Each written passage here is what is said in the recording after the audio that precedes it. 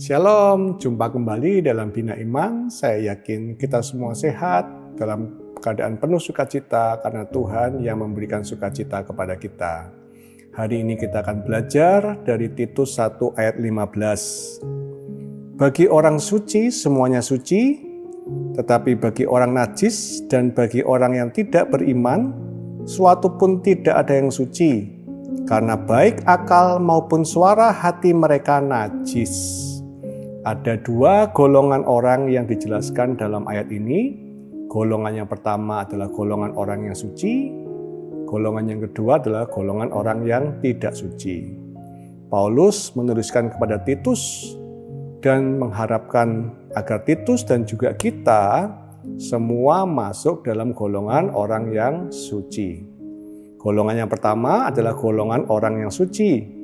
Kata suci di sini dari bahasa aslinya kataros, yang memiliki pengertian tanpa campuran, bersih, murni, orang yang hidup dalam ketulusan. Memiliki arti yang lain, bebas dari dosa yang mencemari. Arti yang lain lagi, bebas dari keinginan untuk berbuat jahat. Dan juga memiliki pengertian bebas dari kepalsuan. Beda dengan dunia ini yang diibaratkan penuh dengan kepalsuan, sehingga ada lagu yang mengatakan dunia ini panggung sandiwara. Kita dapat hidup suci saat kita tidak mengikatkan diri kita pada dunia yang penuh dengan keinginan daging, keinginan mata, dan keangkuhan hidup, melainkan mengikatkan diri pada firman yang dapat memerdekakan kita.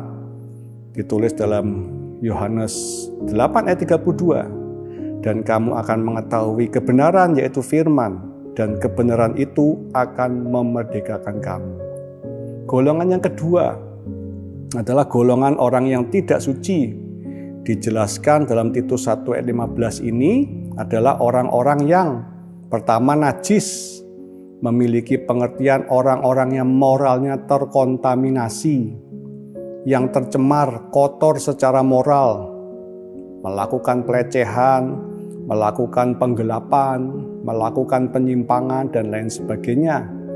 Dikatakan lagi dalam golongan yang kedua adalah tidak beriman, yaitu orang-orang yang tidak mempercayai kebenaran sehingga hidupnya dalam ketidakbenaran.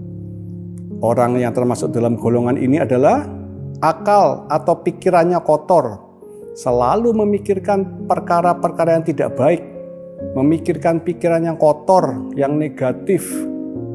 Dan juga yang dalam golongan kedua ini adalah suara hati mereka ini kotor. Sebetulnya dalam ayat ini, dalam bahasa aslinya dikatakan suara hati ini sunedesis, yaitu hati nurani. Bicara soal pengetahuan bersama antara Allah dengan kita sebagai manusia. Sehingga saat hati nurani kita dipenuhi dengan kotoran, maka orang tersebut akan mengabaikan Tuhan yang bicara melalui hati nuraninya. Mari berusahalah masuk dalam golongan orang yang suci, agar hidup kita dalam kekudusan, dan kita dapat bertemu dengan Tuhan dalam kekekalan. Itu yang menjadi bagian kita. Tanpa kekudusan, tanpa kesucian, kita tidak akan bertemu dengan Tuhan. Tuhan Yesus memberkati kita semua. Semangat hidup dalam kekudusan dan kesucian.